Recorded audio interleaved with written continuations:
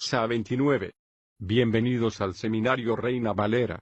Yo soy Gilberto Aves, rector del Seminario Abierto, y esta es la lección número 29 de la materia Sinopsis del Antiguo Testamento, cuyo tema es Joel.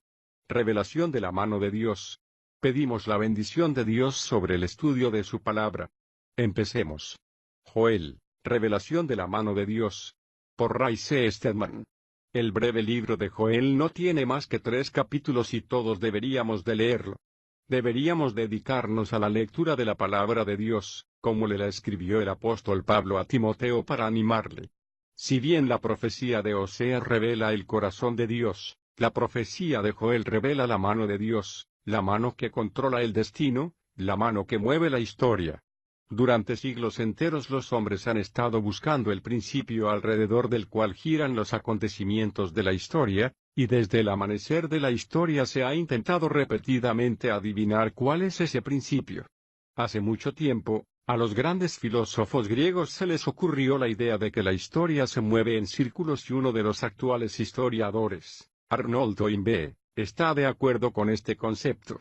Aristóteles dijo también que la historia sigue esta clase de curso. Dijo que primero surgió un tirano, un hombre de hierro, que ejerce el control sobre una nación o un grupo de personas y gobierna hasta que termina la dinastía. Entonces el control se transfiere gradualmente a una familia de aristócratas que gobiernan y su poder se deteriora gradualmente hasta que el control pasa al pueblo, y esto es lo que se conoce como democracia. Pero una democracia también sufre un deterioro y cede gradualmente al colapso del poder, y a esto sigue la anarquía. Y de la anarquía surge un tirano que de nuevo se apodera del control, y así sigue el ciclo de la historia, y hay mucho de verdad en esta teoría. A través de los siglos otros hombres han contribuido con sus conjeturas acerca del principio de control de la vida. Thomas Jefferson consideró que era político, y cuando escribió la Declaración de la Independencia incorporó la idea en el prólogo, de que los gobiernos humanos reconocen que a los hombres les han sido concedidos ciertos derechos inalienables y que para conservar estos derechos, se han instituido los gobiernos entre los hombres. Sentía que las fuerzas que dan forma a la historia humana y forman las naciones de la tierra son de naturaleza política. En el siglo pasado, Karl Marx metió su pluma en el ácido de su propio espíritu amargado y escribió la gran obra que ha influenciado de manera dramática a nuestros tiempos modernos. Su idea fue que la fuerza controladora de la historia era la economía, que es la necesidad de suplir las exigencias materiales de la vida lo que da forma al curso de la historia. A esta fuerza la llamó materialismo dialéctico, el principio del materialismo al que se llega a través del debate, mediante la discusión de estos temas. Y esta idea se ha apoderado de tal modo de las mentes de los hombres hoy que por toda la tierra hay millones que sienten que la economía es el interés que controla la vida. Otros han dicho que el principio es sociológico. Por ejemplo, H. G. Wells fue uno de entre un gran número de pensadores que dijeron que la evolución da forma al curso del destino humano. En la actualidad se enseña con frecuencia en la escuela que tras todos los acontecimientos de la historia humana que aparecen en nuestros periódicos y de los que dejan constancia los historiadores, hay un principio evolutivo que tiende cada vez a elevarse más y más, haciendo que la vida sea cada vez mejor. Pero la Biblia dice que todos estos conceptos son equivocados. La Biblia dice que detrás de todo el curso de la historia humana está Dios. El punto esencial sobre el cual gira la historia es espiritual, el Espíritu de Dios que obra a través de los hombres, y no se pueden entender los acontecimientos humanos si primero no reconocemos este hecho. Una de las declaraciones más significativas que jamás se han escrito en la Biblia y una de las cosas más aterradoras que jamás han oído los hombres fue algo que se dijo durante el diluvio cuando Dios le dijo a Noé: no contenderá mi espíritu para siempre con el hombre. Génesis 6, 3. Y siempre que se ha hecho esa declaración ha significado que el juicio de Dios estaba cercano. Porque el Espíritu de Dios contiende con el hombre pacientemente limitando el mal de manera que la vida humana pueda continuar. Dios intenta ganarse a los hombres reteniendo las fuerzas destructivas de los acontecimientos humanos, pero al final la paciencia de Dios se acaba y llega un momento, algo que se ha venido repitiendo a lo largo de la historia humana, en el que Dios le dice a una nación o a una persona: no contenderá mi espíritu para siempre con el hombre. Y cuando Dios deja de lado a su espíritu, es decir, la fuerza que controla la vida. Todo se colapsa y entonces es cuando tienen lugar las catástrofes y su juicio cae sobre la humanidad, que es precisamente el mensaje esencial del libro de Joel. El joven Joel era un profeta en el reino de Judá, el reino del sur. Seguramente fue contemporáneo de Isaías, de Oseas y de Amós. No sabemos mucho acerca de Joel, pero fue uno de los hombres que más visión de futuro tuvo de entre todos los que nos han dejado sus escritos, que vio mucho más allá de nuestros tiempos hasta las etapas finales de la intervención de Dios en los acontecimientos humanos, y esto es algo que enlaza con los grandes sucesos dramáticos de su propia época. El libro comienza con el llamamiento que hace al pueblo a considerar algo tremendo que ha sucedido en la tierra. Dice: escuchad esto, ancianos, y prestad atención, todos los habitantes de la tierra. 1, 2. Siempre que leo estas palabras me recuerdan la época que estuve en la Marina. Siempre que la Marina hacía un anuncio importante, comenzaba diciendo: escuchad esto, y así es como empieza Joel: escuchad esto. ¿Ha sucedido algo semejante en vuestros días o en los de vuestros padres? Contaréis de esto a vuestros hijos y vuestros hijos a sus hijos, y sus hijos a la otra generación. 1, 2 y 3. Va a tener lugar un acontecimiento de una importancia y de tal trascendencia que las gentes hablarán sobre él durante años y años. ¿Y de qué está hablando Joel? La verdad es que está hablando acerca del gran día del Señor. En los días de la guerra mundial hablábamos acerca del día D y luego del día VJ, esperando con anhelo que se acabase la guerra, dándole un nombre. Pues bien, Dios tiene un día, lo que él llama el día del Señor, y le fue dado a Joel para que describiese este gran día.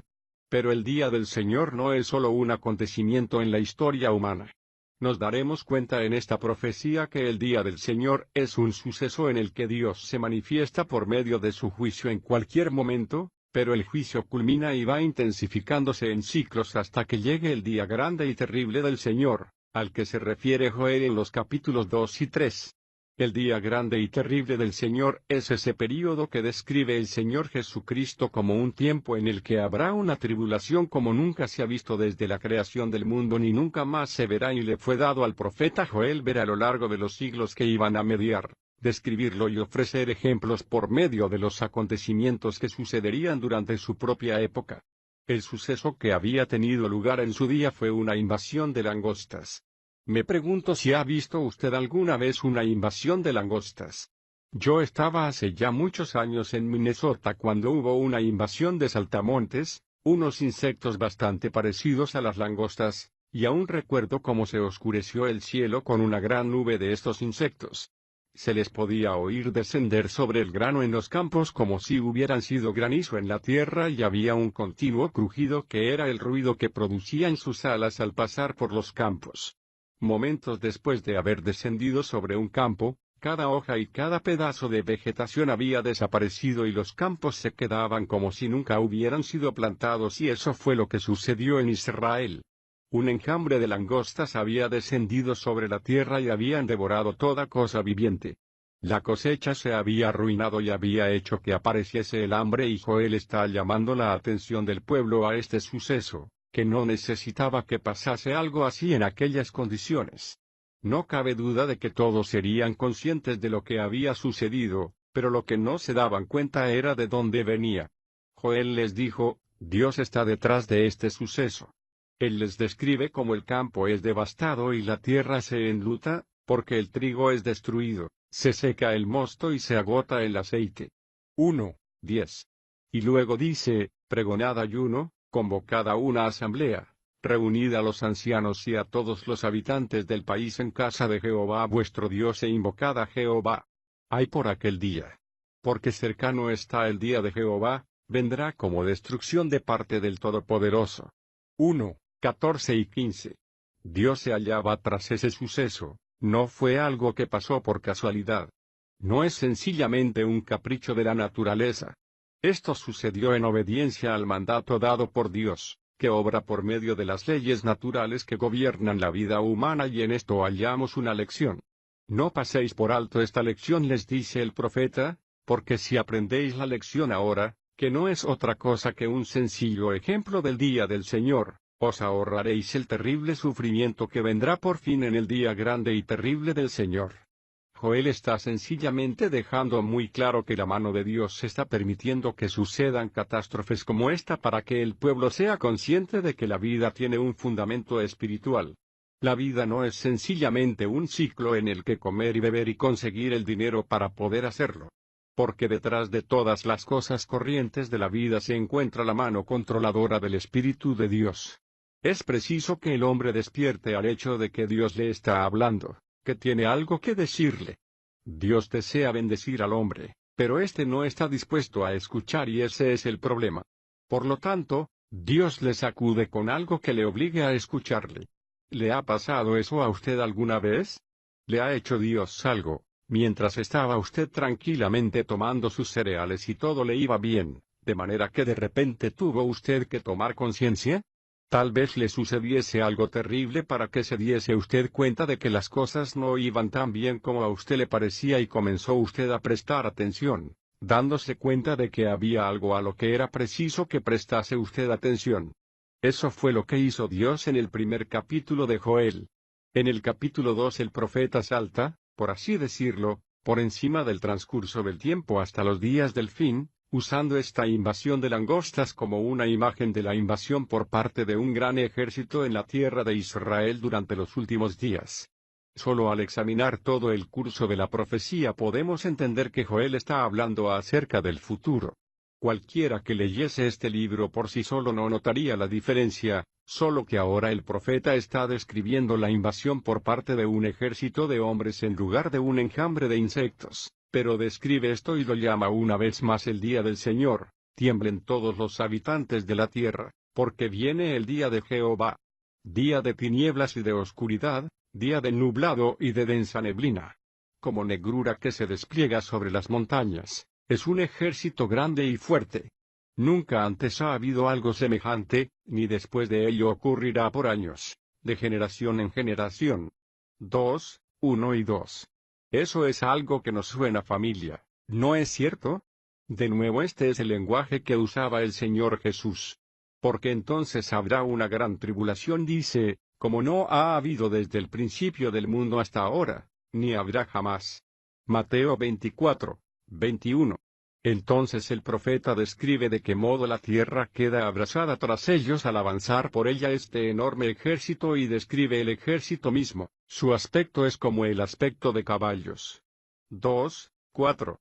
En esos momentos el temor se apodera de los corazones del pueblo al ver a este ejército invasor prepararse para la batalla, pues no hay nada que se les pueda resistir y nada puede detener su avance. La tierra tiembla ante ellos y hasta los cielos se conmueven. Y a continuación nos encontramos ante un pasaje muy importante, el sol y la luna se oscurecen y las estrellas retiran su fulgor. 2, 10. Cualquiera que dedique bastante tiempo a estudiar los pasajes proféticos de las Escrituras aprende a buscar señales interpretativas.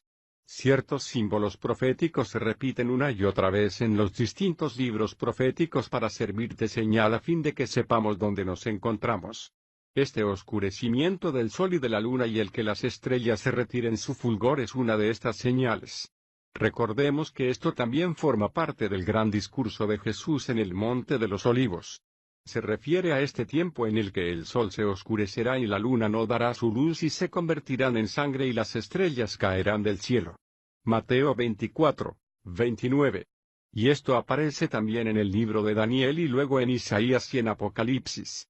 Aparece en diferentes lugares de las Escrituras y refleja siempre el mismo acontecimiento en la historia humana. Es una señal interpretativa que apunta a los últimos días, antes de lo que se ha llamado el día grande y terrible del Señor. Esta sección parece describir la invasión de Israel que también ha sido anunciada y descrita por el profeta Ezequiel en los capítulos 38 y 39. Un gran ejército invade la tierra procedente del norte, extendiéndose por toda la tierra, destruyendo todo lo que haya a su paso y capturando la ciudad de Jerusalén. Pero Dios promete que Él se ocupará de este ejército, procedente del norte. Isaías lo dice, al igual que Ezequiel y Daniel, y ahora Joel también añade su voz al coro de los profetas de Dios para revelar el propósito tras esta gran invasión. Pero aún ahora dice Jehová, Volveos a mí con todo vuestro corazón, con ayuno, con llanto y lamento. Desgarrad vuestro corazón y no vuestros vestidos. Volved a Jehová, vuestro Dios, porque Él es clemente y compasivo, lento para la ira, grande en misericordia, y desiste del castigo. ¿Quién sabe si desiste, cambia de parecer y deja tras sí bendición, es decir, ofrenda vegetal y libación para Jehová vuestro Dios? 2. 12 a 14. Después de todo, Dios no se deleita en juzgar, no es eso lo que Él pretende. No goza nunca teniendo que juzgar a nadie. Lo que Él busca es un corazón que esté dispuesto a escucharle, a prestarle atención y a abrir la puerta a las bendiciones que Dios desea derramar. A fin de conseguir que esa persona o nación escuche y se vuelva, Dios permite toda clase de situaciones difíciles que obstruyan su camino de desobediencia. Pero todo lo que Él busca es un corazón arrepentido. Desgarrad vuestro corazón y no vuestros vestidos. Cuando nos damos cuenta de que Dios nos está tratando de este modo, nos es fácil pensar, está bien, no voy a darme por vencido en el fondo, pero por lo menos lo haré exteriormente. La mayoría de nosotros somos así, ¿no es verdad? Nos parecemos mucho a aquel niño pequeño al que la madre le dijo, siéntate. Pero él no quería hacerlo. La madre volvió a decirle, siéntate. Y el niño le contestó, no quiero. Así que la madre le agarró por los hombros y le sentó en la silla. Entonces él miró a la madre con mirada desafiante y le dijo, estoy sentado por fuera, pero por dentro estoy de pie. ¿Actúa usted de ese modo alguna vez? ¿Se rasga usted las vestiduras pero no rasga usted su corazón? Dios está diciendo, no intentéis engañarme con lo que hacéis exteriormente. Eso no me interesa. Así que no os molestéis en adoptar actitudes hipócritas y actuar como tales porque no me impresionan para nada. Lo que quiero es ver un corazón contrito. Esa es la cuestión. A Dios no le impresiona para nada nuestra hipocresía. Puede que engañemos a otros y hasta nos podemos engañar a nosotros mismos, pero a Él no le engañamos. A menos que nuestro corazón se muestre realmente contrito ante Él, el rasgarse las vestiduras no sirve para nada. El profeta dice, entonces Jehová tuvo celo por su tierra y se apiadó de su pueblo. 2. 18. Y finalmente Dios dice, yo haré que se aleje de vosotros lo que viene del norte. Lo arrojaré a tierra seca y desierta, su vanguardia hacia el mar oriental, es decir, el mar muerto, y su retaguardia hacia el mar occidental, el Mediterráneo. Se levantará su hedor y subirá su putrefacción. Porque ha hecho grandes cosas. 2, 20. Eso es algo que puede usted comparar con la profecía que se encuentra en Ezequiel 38 y 39, la destrucción de los ejércitos invasores en las montañas de Israel y en el desierto de Judea, que se refiere al mismo acontecimiento. Algo que sucede con frecuencia en la profecía pasa ahora. Después de saltar por encima de los años hasta los días del fin, el profeta vuelve a lo que está pasando en esos momentos, a la plaga de langostas que ha caído sobre la tierra. Le dice al pueblo que de la misma manera que en el gran día futuro Dios librará a su pueblo y alejará a los ejércitos del norte, en ese momento, en la catástrofe que ha sucedido, restaurará a la tierra de su situación de aridez y de su desolación. Oh tierra, no temas. Alégrate y regocíjate, porque Jehová ha hecho grandes cosas. No temáis, animales del campo, porque los pastizales reverdecerán, porque los árboles llevarán su fruto, la higuera y la vid darán su riqueza.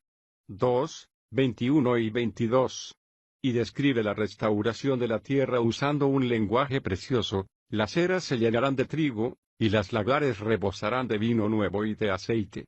2, 24. Y Dios promete, yo os restituiré los años que comieron la oruga, el pulgón, el saltón y la langosta. 2, 25. No olvidaré nunca la agonía en los ojos de un joven, que hace unos años me miró y me dijo, ¿sabe usted una cosa? Me he hecho cristiano y es algo maravilloso, pero cuando pienso en todo lo que me he perdido y los años de mi vida que he derrochado, me siento angustiado al recordarlo. Si hubiera tenido suficiente sentido como para venir al Señor antes de haber hecho todas las cosas tan terribles que hice.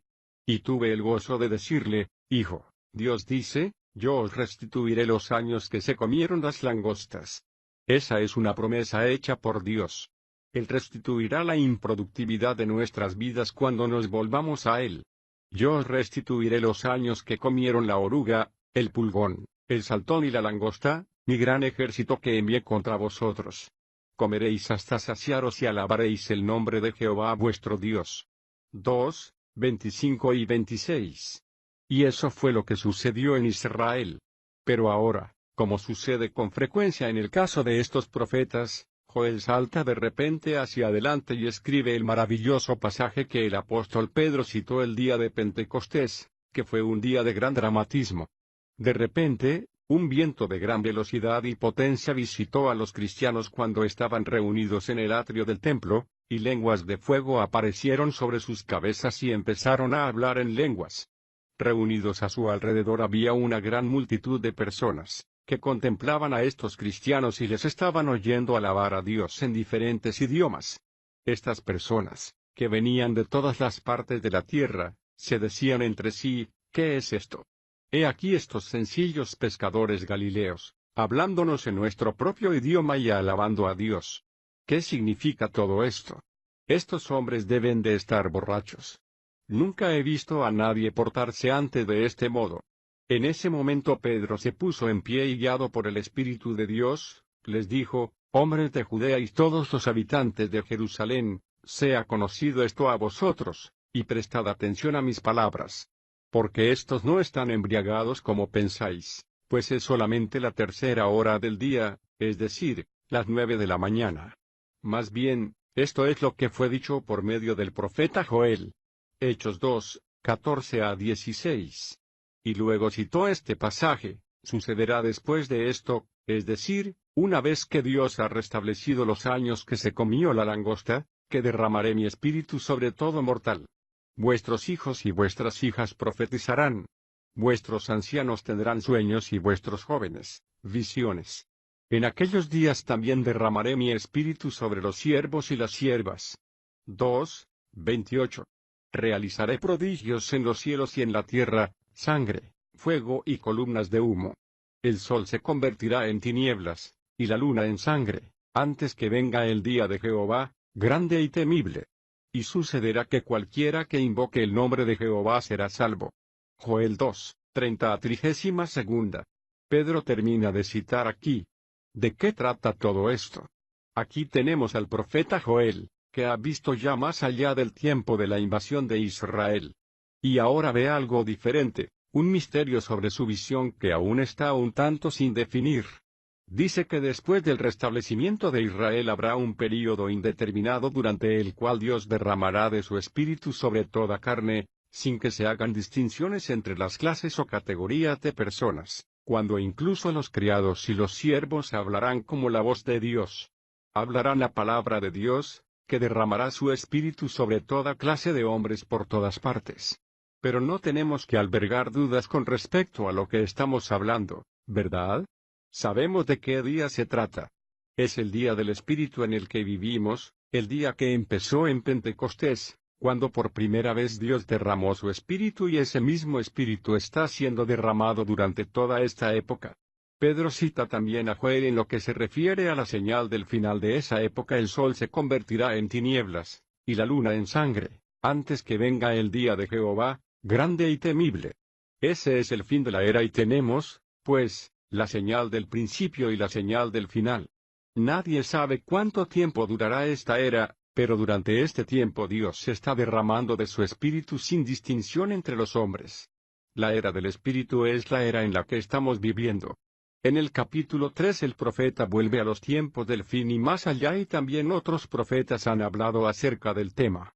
Todo cuanto ve, en relación con la era del Espíritu, es la gran marca de la presencia del Espíritu, pero más allá de esto ve que Dios restaurará las fortunas de Judá y de Jerusalén, reuniré a todas las naciones y las haré descender al valle de Josafat, de juicio.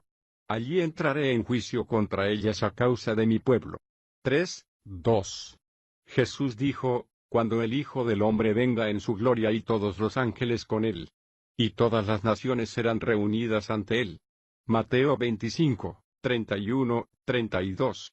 Y luego el Hijo del Hombre les juzgará y le dirá a los justos, como divide el hombre a las ovejas de los cabritos, venid, benditos de mi Padre, heredad del reino. Y a los injustos apartaos de mí. Este es el valle del juicio.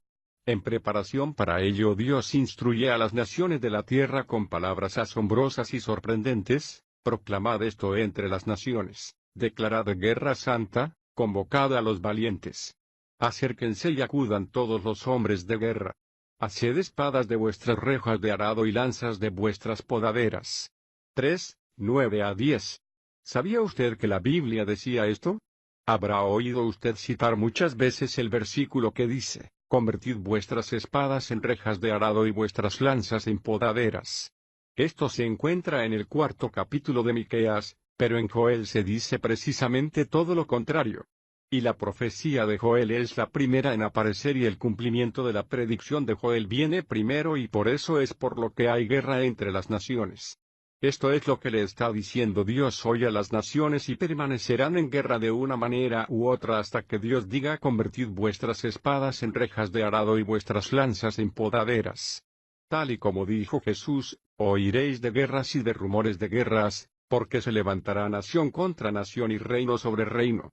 Mateo 24, 6 a 7. Y así es como será hasta el final, y es lo que dijo Joel.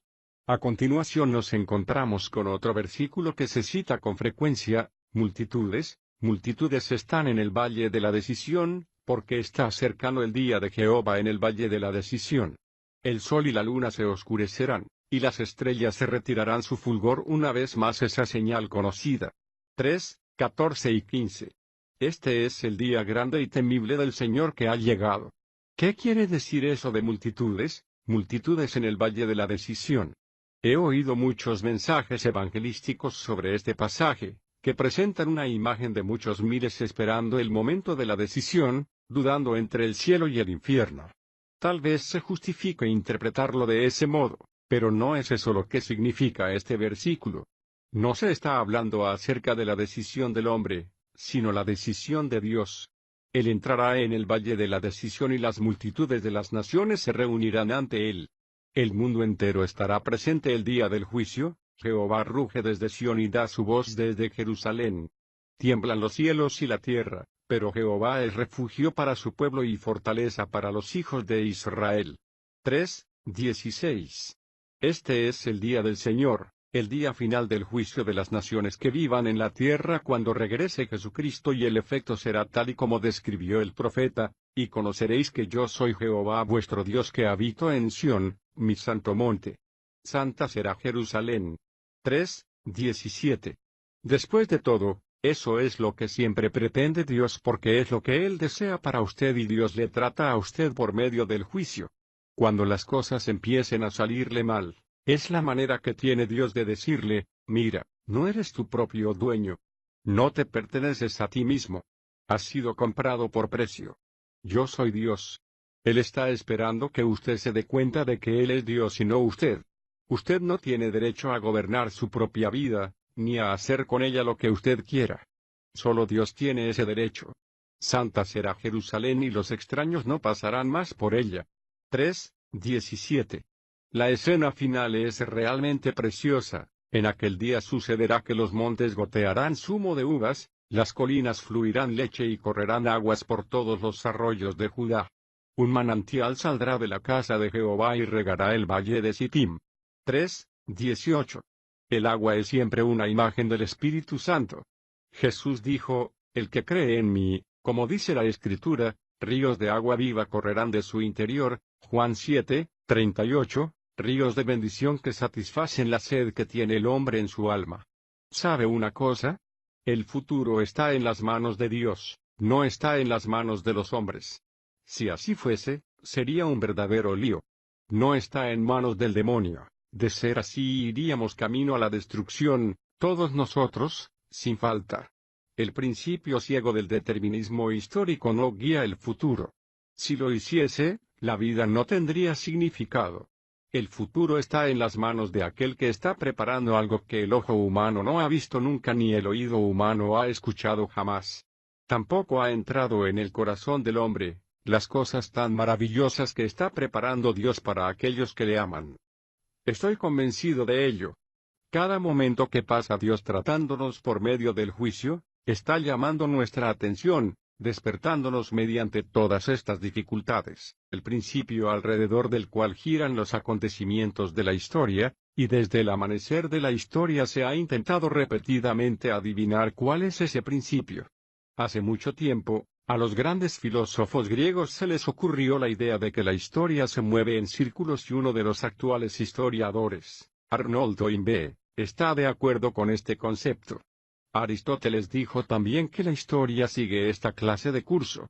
Dijo que primero surgió un tirano, un hombre de hierro, que ejerce el control sobre una nación o un grupo de personas y gobierna hasta que termina la dinastía.